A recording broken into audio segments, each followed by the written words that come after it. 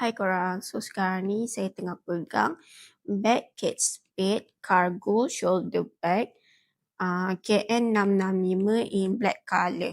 Okay, bag ni dia shoulder bag semata lah, dia tak ada crossbody punya tali tu, tak ada.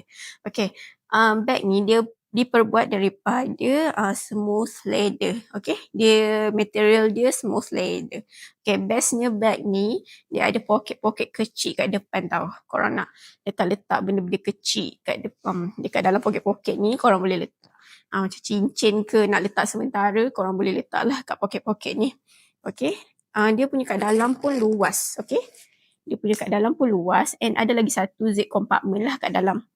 And bag ni dia boleh simpan long wallet and phone yang segala jenis size boleh muat dalam ni.